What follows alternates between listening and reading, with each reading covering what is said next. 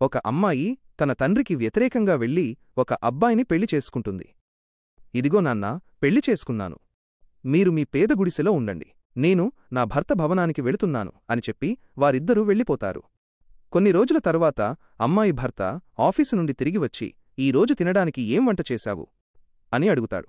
అమ్మాయి, నేనేమీ వంట చెయ్యలేదు, ఈరోజు మనం హోటల్లో తిందాం అని అంటుంది.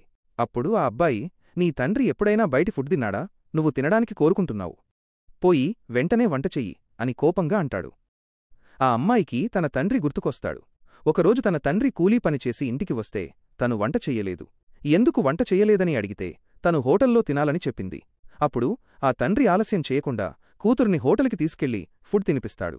కొన్ని రోజుల తర్వాత అమ్మాయి తన భర్తను కొత్త చీర కొనడానికి డబ్బులడుగుతుంది. అబ్బాయి ఆమెకు 500 రూపాయలు ఇస్తాడు. ఈ డబ్బులతో కొత్త చీర ఎలా వస్తుంది అని అడుగుతుంది ఆ అమ్మాయి. 3-4,000 ఇవ్వాలా? నీ తండ్రి నీకు జీవితాంతం 100-200 రూపాయల బట్టలే కొనిచ్చాడు. నేను నీకు ఇన్ని డబ్బులు ఇస్తున్నందుకు సంతోషించు. ఆ డబ్బులు కూడా నాకు ఇచ్చేసి నీ తండ్రి కొనిచ్చిన పాత బట్టలు వేసుకో అని అంటాడు ఆ భర్త. అప్పుడు అమ్మాయికి మళ్లీ తన తండ్రి గుర్తుకొస్తాడు. ఒకరోజు తన స్నేహితురాలి పెళ్లికి వెళుతూ ఈ పాత బట్టలు వేసుకుంటాను అని అంటుంది. తండ్రి, అమ్మా, ఈ బట్టలు పాతవిగా కనిపిస్తున్నాయి. ఈ డబ్బులు తీసుకో, కొత్త బట్టలు కొనుక్కో. ఒకవేళ డబ్బులు సరిపోకపోతే ఇంకా డబ్బులు ఇస్తాను అని అంటాడు. కొద్ది రోజుల తర్వాత భర్త వచ్చి, ఇక్కడ ఏం చేస్తున్నావు అని అడుగుతాడు. ఆగునైనా, నన్ను చూసి విస్మరించకు, లేకపోతే నీకు చెడు సమయం వస్తుంది. ఒక్కసారి కామెంట్లలో హర్ హర్ మహాదేవ్ అని రాసి వీడియోకి ఒక లైక్ చేసి ఛానల్ను సబ్స్క్రైబ్ చేయి. నీ ప్రతి కోరిక నెరవేరుతుంది. నాకు ఇంట్లో ఉండబుద్ధి కాక కాసేపు అలా నడుస్తున్నాను అని జవాబిస్తుంది.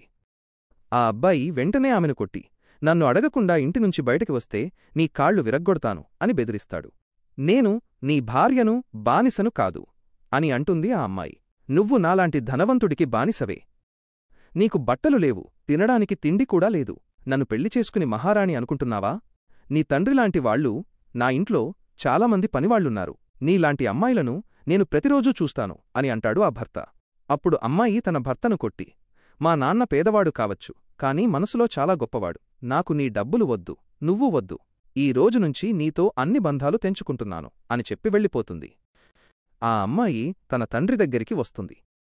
ఆ తండ్రి, ఇప్పుడిక్కడికి ఏం చేయడానికి వచ్చావు? అప్పుడు నా మనసును బాధపెట్టి నీకు సంతృప్తి అనిపించలేదా అని అడుగుతాడు. అప్పుడు ఆ అమ్మాయి, నాన్నా, నన్ను క్షమించండి. డబ్బులకు ఆశపడి ఆ ధనవంతుణ్ణి పెళ్లి చేసుకుని మిమ్మల్ని వదిలి వెళ్ళిపోయాను. నాన్నా, అతనికి డబ్బులు చాలా ఉన్నాయి, కాని మనసు లేదు. నేను పేదదాన్ని అని నన్ను అస్సలు గౌరవించలేదు. అతను నా శరీరం కోసమే ఆశపడ్డాడు.